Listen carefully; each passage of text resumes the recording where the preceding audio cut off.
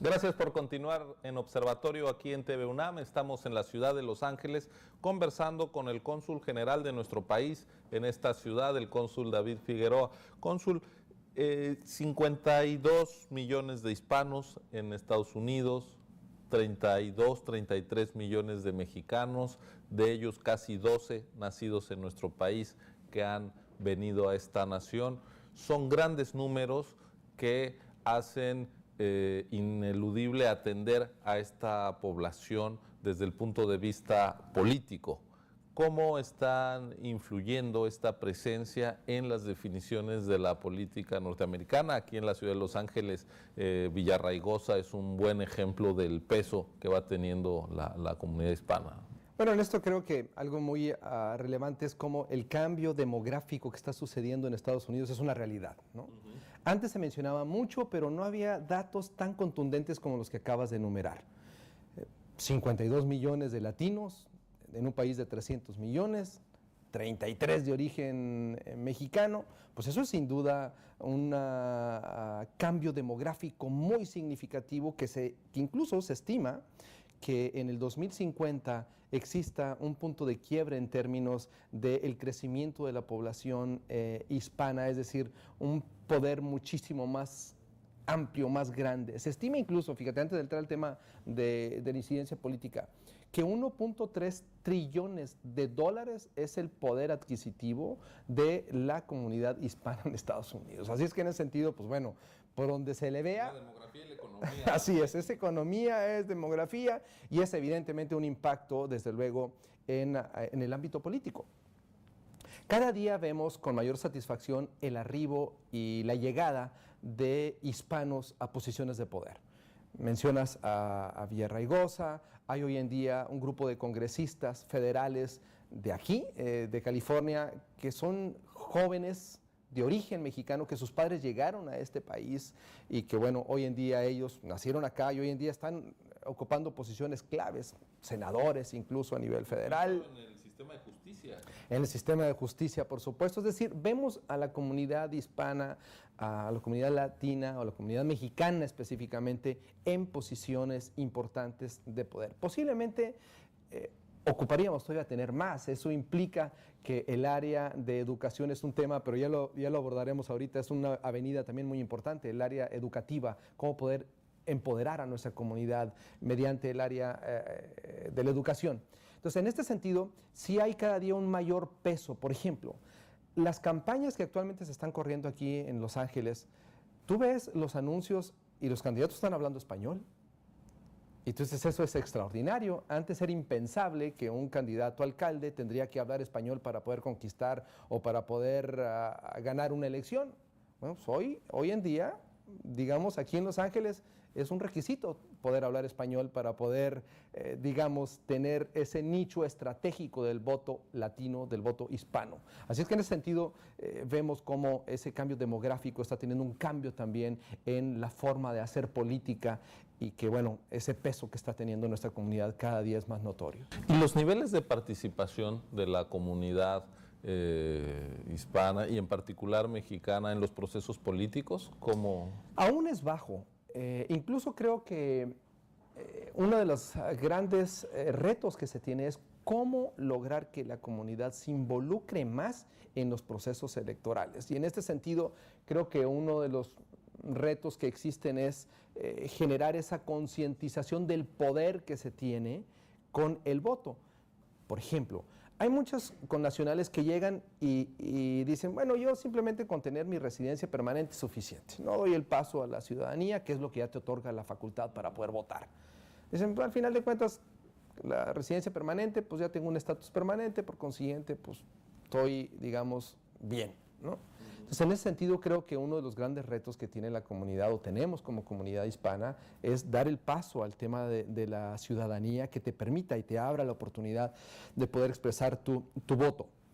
Y quienes lo tienen, pues bueno, que verdaderamente lo puedan ejercer, porque es la forma en que nuestra comunidad se empodera más, es la forma en que evidentemente las políticas como hoy estamos viendo desde acción diferida, deferred action que el presidente Obama impulsó para que los jóvenes pudieran tener un permiso de 2 años y trabajar aquí en Estados Unidos sin la preocupación de que puedan ser expulsados de este país. Pues bueno, son medidas y son acciones que están tomando,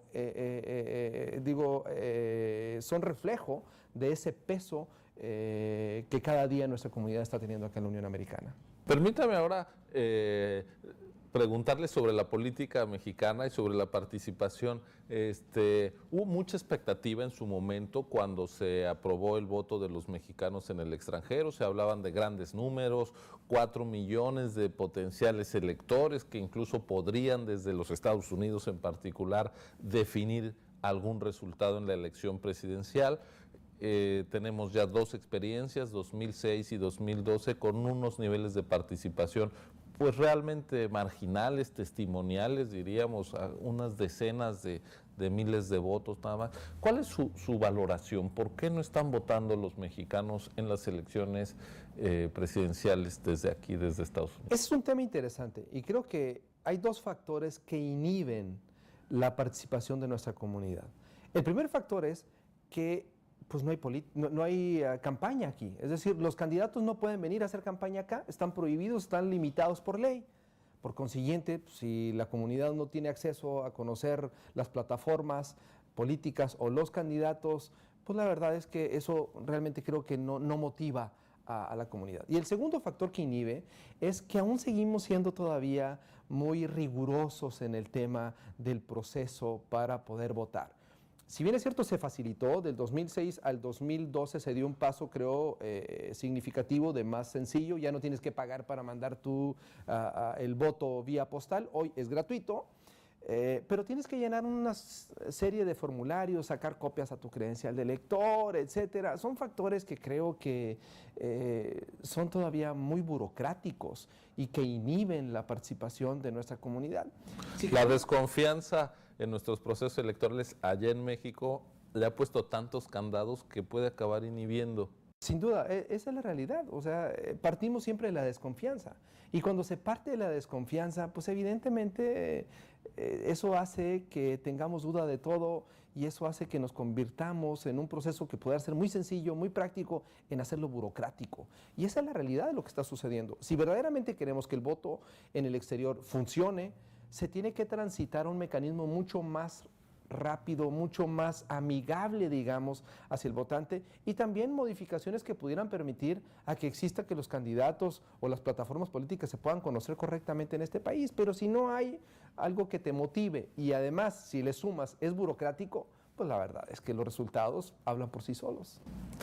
Un tema ineludible en la relación bilateral, aunque fue tratado con mucho cuidado entre los presidentes Obama y Peña Nieto, es el de la reforma migratoria. ¿Cómo está el tema actualmente en la discusión política de los Estados Unidos? Bueno, si bien es cierto, es un tema doméstico, es decir, es un tema que le corresponde solamente al gobierno norteamericano, nosotros como gobierno mexicano damos la bienvenida, evidentemente, a este tipo de iniciativa, porque estamos hablando de muchos millones de seres humanos, es decir, no nada más son cifras, sino son seres humanos que a diario sufren por estar, digamos, alguna expresión, por estar en la sombra, es decir, por no tener la holgura necesaria de poder estar tranquilo en este país o no tener la zozobra de qué te pueda pasar si te pueden expulsar.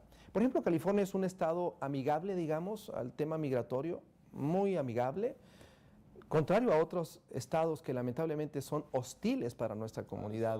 Exactamente, para nuestra comunidad. Entonces, en este sentido, una iniciativa de esta suerte, creo que es una iniciativa que todo mundo gana.